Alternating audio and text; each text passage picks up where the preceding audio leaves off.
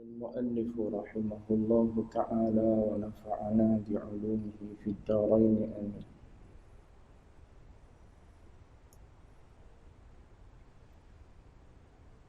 كيف يتصور أن يحجبه شيء وهو الواحد الذي ليس معه شيء? Bagaimana akal dapat membayangkan bahawa wujud Allah itu dilindungi oleh sesuatu daripada kaun ini, padahal dialah Tuhan yang esa, yang tiada bersamanya sesuatu pun. Tuan-tuan muslimin, muslimat sedang jemaah yang dirahmati Allah sekalian, alhamdulillah, pertama dan selama-lamanya kita panjatkan puji syukur kepada Allah dengan izin taufik hidayah inayah Allah Ta'ala jua. Pada malam ini kita sambung bacaan kitab Titisan Hujan Lautan Sufi. Kita masih sedang melihat petikan daripada hikam Ibnu Athaillah As-Sakandari, iaitu hikam yang ke-16, hikam yang terpanjang di dalam hikam Ibnu Athaillah As-Sakandari, dibuat dalam bentuk soal, dibuat dalam bentuk tanya, dan semua pertanyaan yang ada dalam hikam yang ke-16 ini bermula dengan kaifa. Istifham ini semua dipanggil istifham inkari.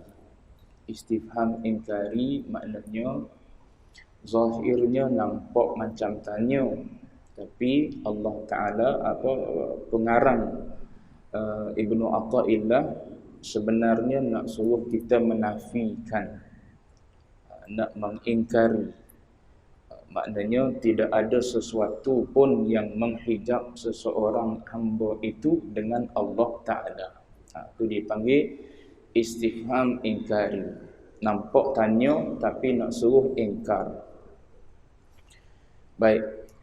Seterusnya dia kata, kaifa yatasawwaru an yahjubahu syai' wa huwa al-wahidul ladzi laisa ma'ahu syai'. Bagaimana akal dapat membayangkan, ataupun bahasa kita macam mana akal boleh terima. Itu bahasa mudah kita nak faham. Macam mana akal ni boleh terbayang, boleh tergambar, boleh terima bahawa wujud Allah itu terlindung ataupun dilindungi oleh sesuatu daripada kaun. Kaun ni makhluk. Terlindung oleh sesuatu daripada makhluk ini. Wa huwal wahid, padahal Allah itu adalah Tuhan yang esa, yang tiada bersamanya sesuatu pun. Baik. Kerana setiap sesuatu yang lain daripada Allah adalah adam dan tidak wujud pada ahli syuhud. Ini di sisi ahli syuhud, orang yang menyaksikan dengan mata hatinya. Kita ni dalam ilmu tasawuf, so bila sebut musyahadah ataupun syuhud, syuhud bukan dengan mata kasar. Syuhud ni maknanya dengan mata hati kita menyaksikan Allah Ta'ala. Jadi bagi ahli syuhud, bagi orang tasawuf, ahli sufi, bagi mereka, bila mana wujud kita ini adalah daripada Allah Ta'ala, maknanya wujud kita ini adalah tidak wujud hakiki. Bahkan kita sendiri tahu asal usul kita daripada Adam. Adam bukan Adam, bukan dengan hamzah, dengan ain. Maknanya daripada tiada. Kita daripada tiada. Duk mana kita sebelum ada? Tak ada lah. Sebelum ada alam arwah, duk mana kita? Ada di alam arwah yang kita tahu dialog Allah Ta'ala tanya alastu bi rabbikum, tu di alam arwah. Tu setelah diadakan oleh Allah Ta'ala di alam arwah. Sebelum kita duduk di alam arwah tu mana kita duduk? Tak ada lah kitanya. Kemudian kita diadakan duduk mana di alam arwah. Kemudian diadakan pula kita duduk mana di alam sulbi, alam zurri.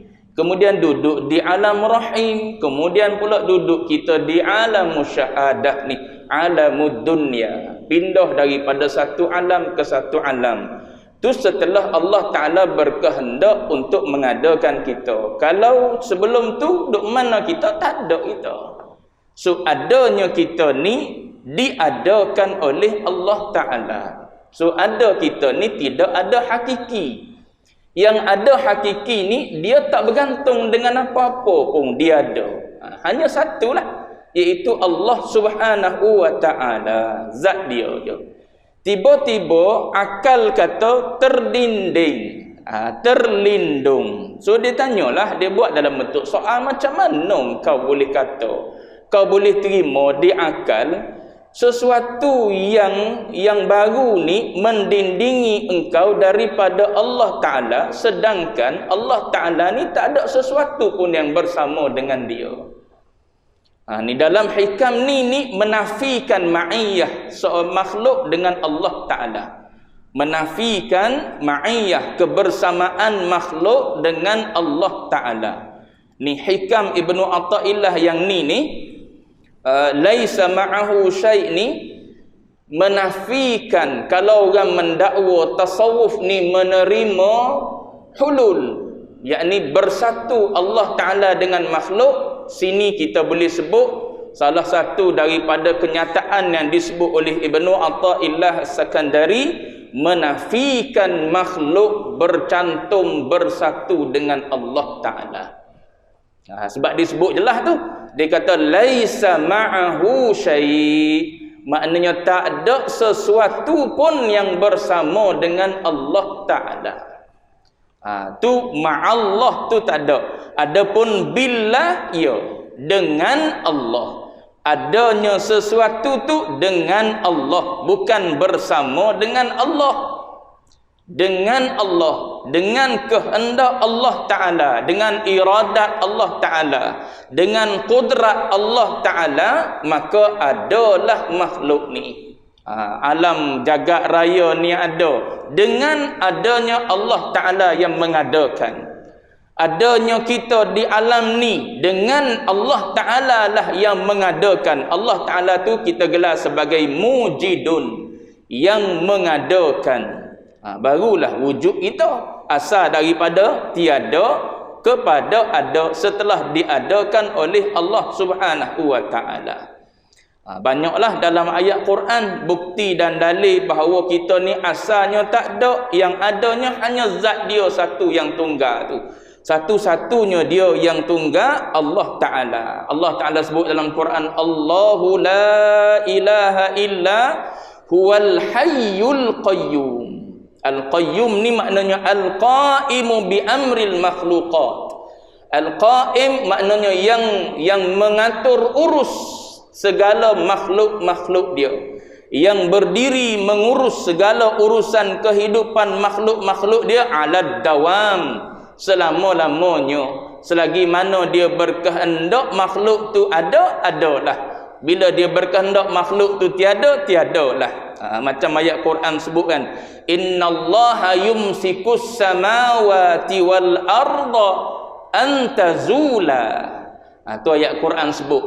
Kalau kita terjemuh kan, maknanya sesungguhnya Allah Ta'ala yumsik, maknanya pegang, as-samawati wal arda an tazula, segala lapisan langit dan bumi, antazula, daripada hilang. Maknanya adanya langit bumi dengan sebab Allah Ta'ala yang mengadakan. Adanya langit berlapis-lapis, 7 lapis, bumi 7 lapis, ataupun ambil gilah makhluk apa sekalipun, adanya dia tu disebabkan oleh Allah Ta'ala, nak dia ada. Bila Allah Ta'ala nak dia tiada, maka Allah Ta'ala boleh meniadakan, menghancurkan alam ini. Jadi dia kata, yang ada ni, makhluk yang ada ni, semuanya daripada Allah Ta'ala. Tiba-tiba kita kata terdinding makhluk ni dengan Allah Ta'ala yang asalnya dia satu-satu. Tu tak masuk di akal dia tu. Tu kaifa yatasawwar. Macam mana kau boleh bayangkan dia yang satu-satu ada sebelum ada sesuatu tu? Ya, sesuatu yang datang kemudian tu pula mendindingi seseorang tu daripada Allah Subhanahu wa taala. Jadi dalam hikam ni nak menafikan bahawa makhluk ini bersama dengan Allah Subhanahu wa taala satu. Walaisa ma'ahu syai'. Tak ada Allah Subhanahu wa taala zat yang tunggal satu-satunya, tiada yang bersama dengan Allah Subhanahu wa taala. Baik. Dia serupa dengan apa? Dia serupa dengan budak kecil Budak kecil kan. Budak kecil daripada mula lahir dia duduk guling situ lama akhirnya budak tu boleh bangun berdiri. Siapa yang membantu dia budak tu? Daripada duduk guling, kemudian boleh menerak, kemudian boleh angkat tu, ayah dia lah yang tolong pimpin akak berdiri. Lepas tu papah dia pegang tangan dia. Adakah ayah dia tu bersama dengan anak dia? Tak, dia tak panggil mak tu, dia panggil dengan budak tu berdiri dengan bantuan.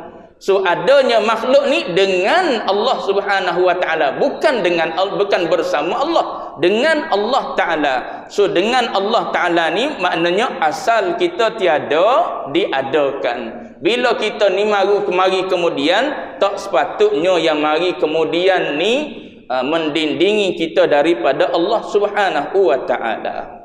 Gitu. Baik. Satu. Yang kedua, nak habiskan fasal ni. Kaifa yatasawwaru an yahjubahu syai'un walau lahu ma kana wujudu kulli syai'. Dia buat soal lagi. Bagaimana akal dapat membayangkan bahawa wujud Allah itu dilindungi oleh sesuatu? Jikalau tiada Allah, nescaya tidak wujud setiap sesuatu. Hingga wujud Allah itu menunjukkan atas wujud segala sesuatu. Itu dia buat persoalan pula. Macam mana dia kata akal kita ni boleh membayangkan bahawa sesuatu tu mendindingi kita, sedangkan kita ni ada disebabkan oleh adanya Allah. Kalau tak adanya Allah, maka tak adanya sesuatu. Dia supaya mudah gini matahari kan, cahaya matahari. Orang yang berakal, orang yang cerdik, kita orang awam, bila tengok matahari, adakah akal kita akan mengatakan cahaya ni semata-mata, ataupun di sebalik cahaya tu ada matahari? Orang yang berakal macam kita, mesti kita tahu cahaya yang terang seluruh dunia ni, cerah ni, disebabkan oleh cahaya matahari. Dia adalah berpunca daripada matahari. Kalau tak ada matahari, maka gelap. Macam sekarang ni, mana matahari? Tak ada, gelap.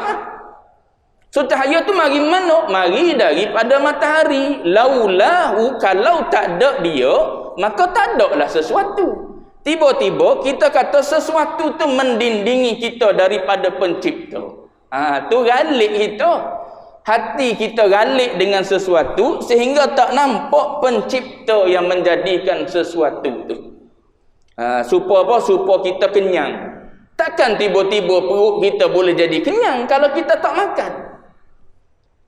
Hukum adatnya tak akan menerima. Dari sudut adat kebiasaan kita, tak akan terima tiba-tiba saja perut boleh jadi kenyang tanpa kita pergi ambil nasi makan. Ambil roti suap di mulut kita, kunyah-kunyah telan, tiba-tiba berasa kenyang tanpa benda ni. Hampir mustahil berlaku dalam adat kita. Adat kebiasaan mustahil berlaku. So dia mari daripada mana kenyang ni? Mari daripada makan. Sebab makanan yang kita bubuh di mulut kita, kita kunyah-kunyah, kita telan, habis pinggan, habis buku roti, baru itu mengenyangkan kita. So takkanlah orang yang berakal nampak kenyang tak nampak roti, nampak kenyang tak nampak nasi. Pelik. Kita nampak nasi dulu baru nampak kenyang sepatutnya. Tiba-tiba tak nampak Allah Ta'ala, nampak makhluk. Nampak orang ni orang ni buat baik. Nampak orang yang baik, tak nampak Allah Ta'ala. Terima kasihlah pada orang, pada Allah Ta'ala tak bersyukur. Terima kasihlah pada orang ni.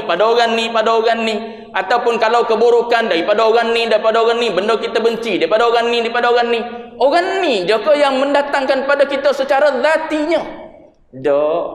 Di sebalik itu adanya Allah Subhanahu wa Ta'ala, baik buruk Allah Ta'ala belaka. Ni dalam ilmu tasawuf ni dia nak ajar pada kita nak suruh hati biar tembus.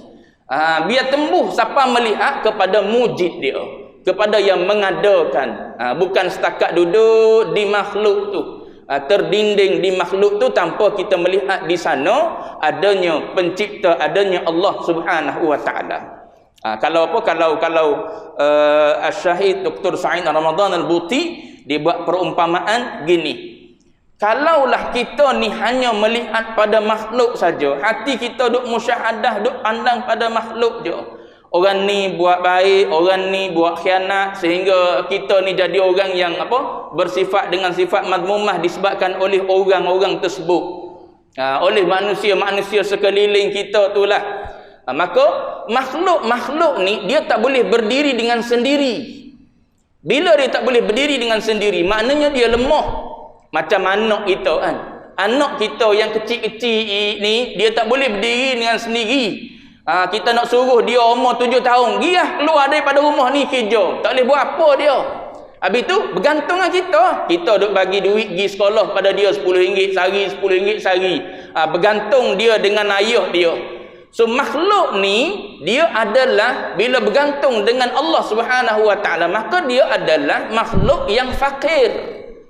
Orang fakir je orang yang bergantung dengan orang ni, yang duk meminta-minta tu, sebab dia fakir tu. Dia meminta dengan orang ni, dia pergi ke meja makan orang ni, dia minta walau RM1 kan. Dia pergi ke meja orang ni pula, dia minta, dia tunggu orang keluar daripada kedai makan, dia holo bekah dia. Maknanya orang fakir ni orang yang sentiasa berhajat dengan yang lain. So makhluk ni berhajat pada Allah Subhanahu wa Ta'ala, maknanya makhluk ni fakir.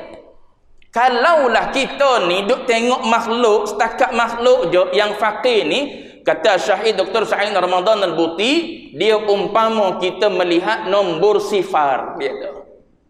Nombor sifar ni dia kata, bubuhlah sebanyak mana pun tak ada nilai. Bubuh sepanjang mana pun, sepanjang sejauh mata memandang, tapi kosong semua, sifar semua, tak ada nilai. Kecuali bila kita masukkan di sebelah kiri sekali nombor yang dati, nombor 1 ada nilai lalu. Daripada kosong tak ada nilai langsung, kita tiba-tiba bubuh 1. Kita bubuh 1 barulah dia jadi 10, dia jadi 100, dia jadi 1000, dia jadi 100,000, dia jadi 1,000,000 dan sebagainya. Kita bubuh 4 baru dia jadi 40. Kalau tidak kosong tak ada nilai. So 1 ni gambaran contoh kepada Allah Subhanahu wa Ta'ala. Andai kosong semua tak akan ada kita. Tak akan wujudnya kita Allah. Kita andainya Allah Ta'ala tidak mengadakan kita. Jadi dia nak ajar pada kita, nak suruh setiap sesuatu yang kita lihat ni biar hati kita tembus sampai ke sana. Jangan hati kita sebagaimana hati orang awam. Orang awam gitulah, bila tengok sesuatu yang berlaku, maka dia nampak orang tu lah. Bila berlaku salah depan mata, anak buat salah, maka yang dilihat oleh orang awam perbuatan salah anak tu lah. Bila perbuatan salah anak tu, maka tak sempat dah kita nak nilai dengan apa? Nak nilai dengan syariat. Nak hukum setara mana ni. Kadang-kadang salah budak yang belum akil balik, belum memayis, kadang-kadang dihukum, didenda, serupa dengan orang tua. Dihukum, didenda seperti orang tua yang buat salah, orang akil balik. Budaknya belum memayis lagi, didera, dibuat macam-macam lah. Ni sebab apa? Sebab hati tak tembus di sana melihat Allah Subhanahu wa taala yang mendatangkan budak ni melakukan kesalahan yang tak disengajakan. Andai tembus kita melihat, sempat kita menilai dengan syariat. Ni nak didik macam mana?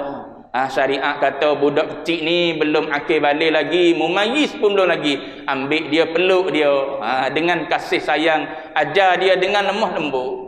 Tapi kalau kita tak nampak di sana Allah Ta'ala, maka kadang-kadang boleh berlaku penderaan, boleh berlaku perceraian dan sebagainya lah. Itu disebabkan tak nampak Tuhan.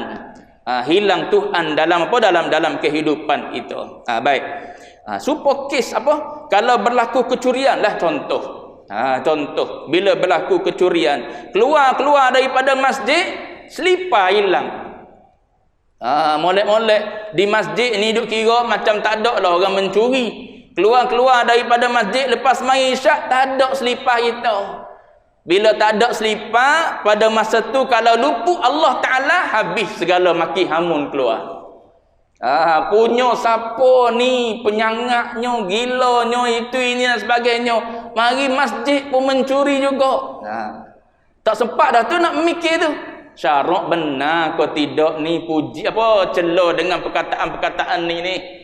Tapi kalau di sana tahu dah, dalam hati hidup tembus dah, di mana pun kalau Allah Ta'ala nak suruh hilang, tak nanti di masjid. Di mana saja, gilah mana duk kaki kita hilang lagi. Kita biasa kan bubuh nasi dalam mulut dah, jatuh lagi. Tidak hak kita. Duduk di mulut, molek-molek dah makan fishball, fishball ke apa? Yang bulat, fishball ni. Tuan-tuan tak makan sebab tuan-tuan orang soleh. Takut hilang hafalan. Tuan-tuan makan fishball. Fishball ni bulat, licin pula. Bubuh di mulut, tak ada gigi, gusi je ada. Licin melompat keluar. Tidak hak kita. Allah Ta'ala kata tidak engkau punya. Kadang-kadang orang ni gila keluar lalu mulut, celaka keluar mulut, padahal benda tu je pun keluar mulut dia sendiri. Tapi disebabkan oleh kita ni kadang-kadang tak nampak di sana Allah Subhanahu wa taala, perbuatan Allah Ta'ala yang nak mengatakan bahawa tu bukan kau punya, tapi makhluk yang sedang merayap di bawah itu punya. Boleh jadi kucing, boleh jadi semut, boleh jadi lalat, boleh jadi apa-apa. Engkau sebenarnya aku jadikan sebagai asbab untuk mereka ni dapat rezeki hari ni. Engkau mari duduk di meja ni, engkau makan, tapi tak sempat engkau telan keluar. Engkau hanya aku jadikan sebagai asbab untuk lalat-lalat ni dapat makan. Sebab mereka ni makhluk aku juga. Mereka ni bila sebut makhluk yang hidup, maka perlu pada makan. Macam mana mereka nak dapat makan? Maka ada asbab-asbab lain yang Allah Ta'ala jadikan juga pada mereka. Jadi andai sempat kita melihat, tak adalah keluar kalimah-kalimah yang tak sepatutnya ataupun yang tak dibenarkan oleh agama. Tapi kalau tak sempat tengok, tu jadi macam Piramli. Tak sempat tak bubuh belacan je, nak pancung, nak bunuh. Kalau dia melihat, tak ada masalah. Ambil sambar tadi, pergi dapur, bubuh sendiri belacan. Macam mana yang mengingatkan bini itu pun Allah, yang melupakan bini itu pun Allah Subhanahu wa taala juga. Dah hari tu dia lupa. Macam mana? Okey, tak apalah, abang pergi dapur, ambil belacan. Belacan boleh besar sudu besar tu, bubuh itu. Nak sangat belacan. Gaul-gaul sendiri, duduk makan, tak ada apa-apa senyap. Itu harmoni rumah tangga kalau nampak Tuhan. Tapi sebab tak nampak Tuhan, dia pun nampak kita ni kita pun nampak dia tu lah. Tak nampak perbuatan di sebalik itu Allah Subhanahu wa taala. Ni nak suruh kita musyahadah je, bukan nak suruh jadi alasan. Tuhan nak gitu, sedap gitu. Tuhan nak suruh aku curi aku. Tak gitu. Ni nak suruh musyahadah bila jatuh kita pada perbuatan, bukan menjadikan alasan Allah Taala nak kita buat jahat maka kita jadi orang jahat. Tidak. Kita tak tahu pun dalam qadar Allah Taala ni kita ni nak jadi orang baik ke tidak. Nak buat apa lepas ni pun tak tahu kita. Tapi Allah Taala bagi ikhtiar pada kita.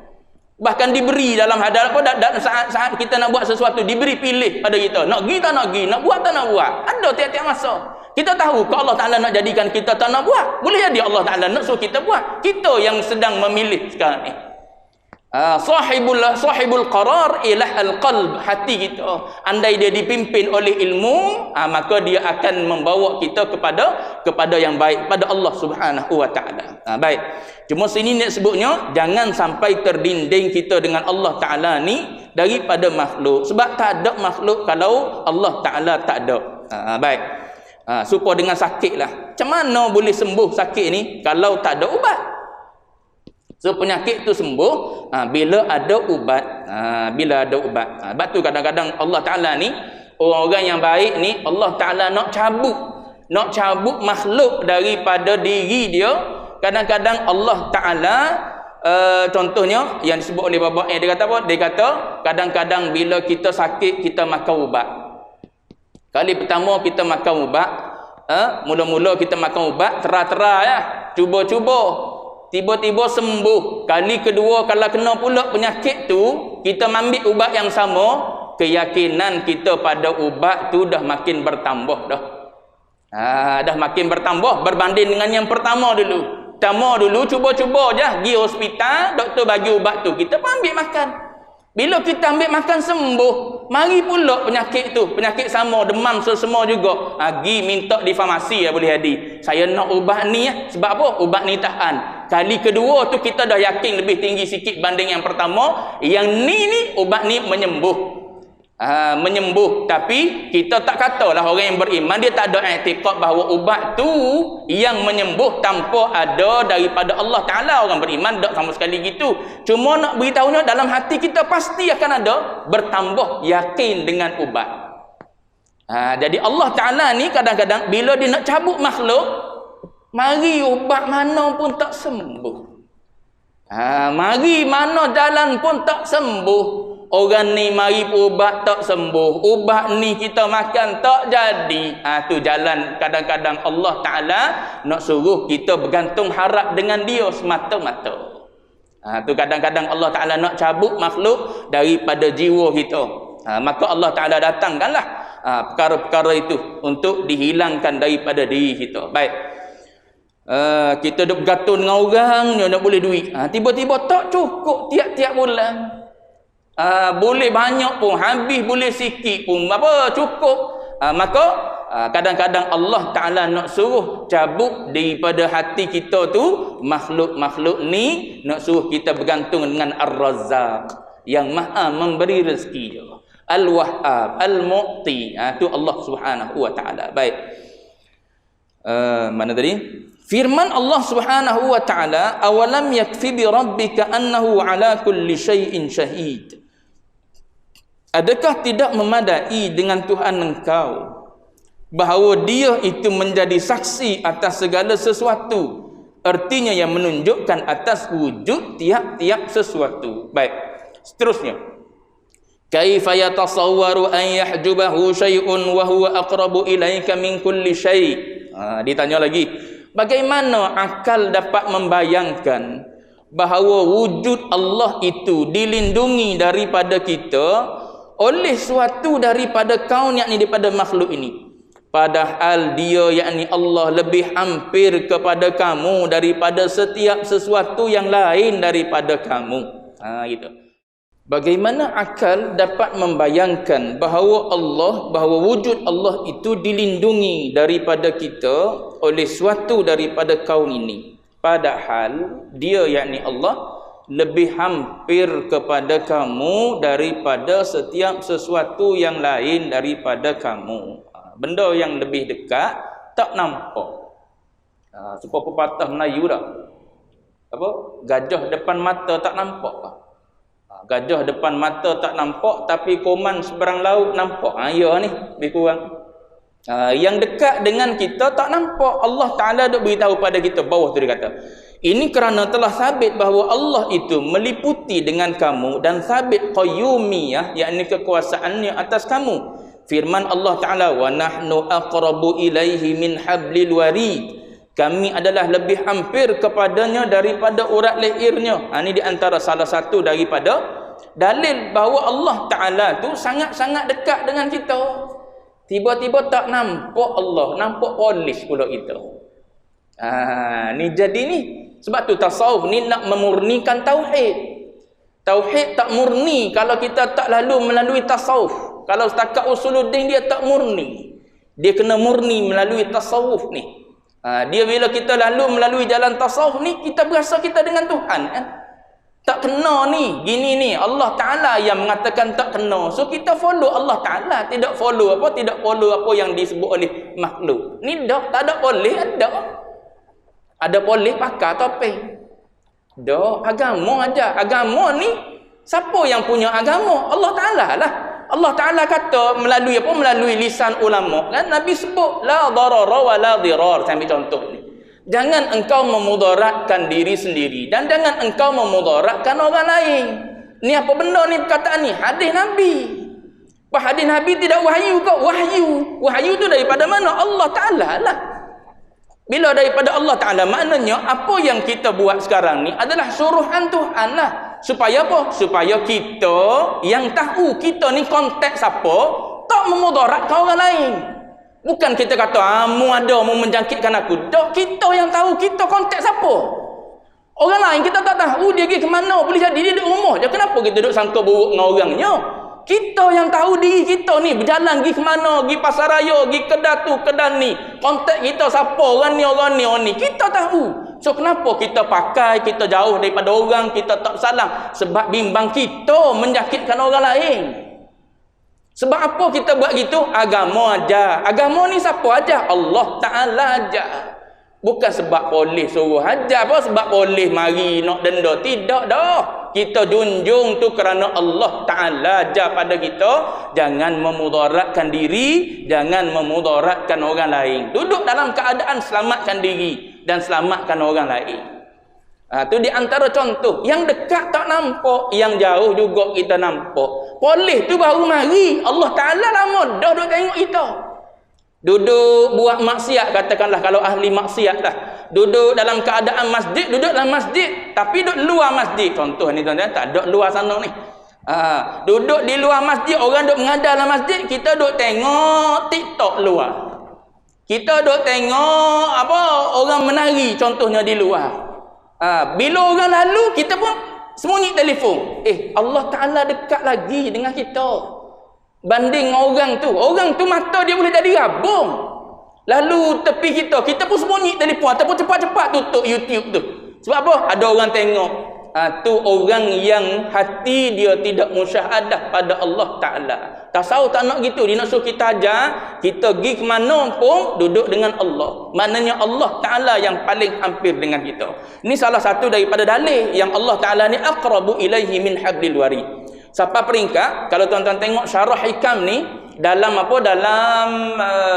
dalam kitab syarah yang ditulis oleh Syahid Sa'id Ramadan Al-Buti, dia kata dia tak setuju dengan orang yang mengatakan aqra sini dari sudut ilmu. Bagi dia faham tak?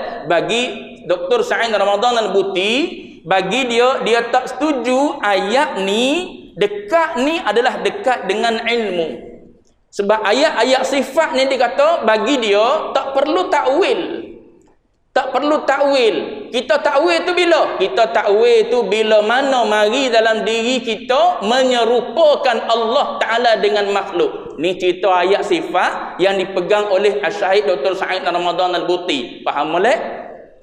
Sagi tuan-tuan kata, Wahabi ustaz tu punya. Faham betul lah dulu. Gopoh nak menghukum orang. Ni, bagi dia ayat sifat yang Allah Ta'ala cerita dekat ni, kita terima dengan dekat lah. Kita terima dengan makna dekat Allah Ta'ala dengan kita. Dekat apa? Dekat dia lah dengan kita.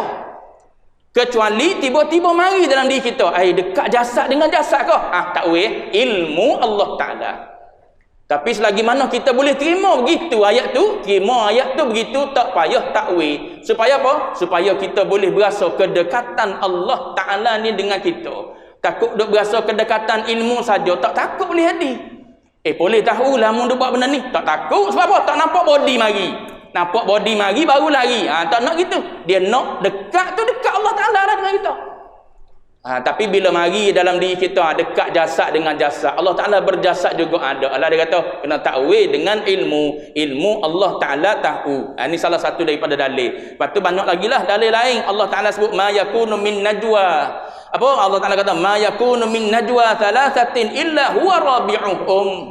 Tak berbisik antara 3 orang tu, Allah Ta'ala yang keempat ada mendengar. Tak berbisik di antara kamu tu 4 orang, yang kelima ada yang mendengar.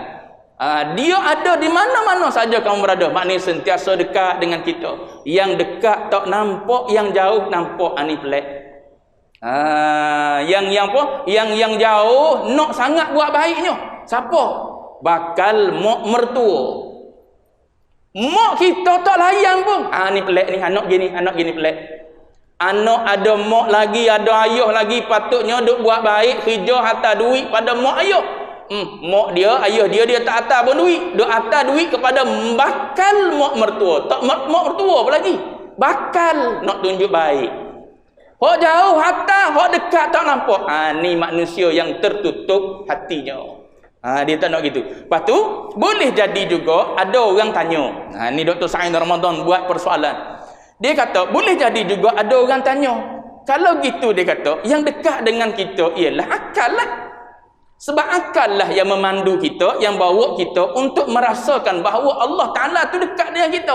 So yang lebih dekat dengan kita ialah akal, bukan Allah Ta'ala. Dia kata, dengar jawapan dia gini.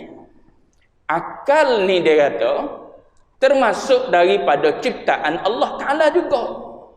Bila akal memandu engkau untuk merasa Allah Ta'ala dekat kepada engkau, sebenarnya yang memandu akal itu adalah Allah. Allah lah yang nak merasa dekat melalui akal tadi. So yang dekatnya ialah daripada akal tu Allah Ta'ala juga. Dalam keadaan kamu tak sedar, Allah Ta'ala memandu akal kamu untuk membawa kamu merasa dekat dengan Allah Subhanahu wa Ta'ala. So pada hakikat sebenarnya Allah Ta'ala yang lebih dekat daripada akal tu. Dia campak dalam akal kamu cahaya, maka kamu melihat bahawa yang dekatnya adalah Allah Subhanahu wa Ta'ala. Baik. Saya baca je. Maka Allah itu hampir kepada kita dengan zatnya pada sisi ahli syuhud. Ni dia nak jaga ni, nak suruh selamat. Pada orang yang menyaksikan, dia akan melihat Allah Ta'ala tu dekat dengan seseorang tu pada dengan zatnya. Dan hampir dengan sifatnya seperti ilmu, yakni qudrah, iradah dan lain-lainnya pada sisi orang yang lain daripada mereka orang awam macam kita. Ataupun macam tadi, kalau kita berasa Allah Ta'ala ni mengambil ruang dah, Allah Ta'ala ni jadi macam makhluk dah dekat-dekat jasad, maka kita kena takwil lah. Kena takwil dekat tu adalah dekat ilmu, dekat sifat kudrat Allah, dekat sifat iradah Allah Ta'ala dengan kita. Tapi kalau kita tak berasa Allah Ta'ala ni menyerupai makhluk ambil ruang, maka duduk dengan makna tu. Allah Ta'ala dekat dengan kita dengan zatnya. Tu pada syuhud hati kita. Adapun takrir huraian makna ayat ini dan makna ayat wa huwa ma'akum aina ma kuntum, telah pun hamba sebut dengan maksud bukan hampir dengan zatnya. Tidaklah ma'iyah dengan zat itu dimaksudkan dengan nazar, pandangan bagi selain ahli syuhud. Adapun bagi ahli syuhud yang dimaksudkan dengan ma'iyah itu ma'iyah zat, bukan ma'iyah sifat. Begitu jugalah dengan hampir, maksudnya ialah hampir zat bukan sifat. Hanya yang berbeza di antara kedua-duanya ialah dari sudut lafaznya, dari sudut makna. Setiap yang hampir dengan zat dan ma'iyah dengan zat, hampir dengan sifat dan ma'iyah dengan sifat, begitulah sebaliknya. Segala sifat itu melazimkan bagi zat dan ia berdiri dengan dia, tidak boleh berdiri dengan sendirinya. Habis dulu situ huraian hikam yang ke-16 yang dipetik oleh pengarang. Dia bubuh dalam bab musyahadah ni. Akan datang masuk fasal yang ketiga, kata-kata hikmah ahli tasawuf. Wallahu a'lam wa ilmuhul atam.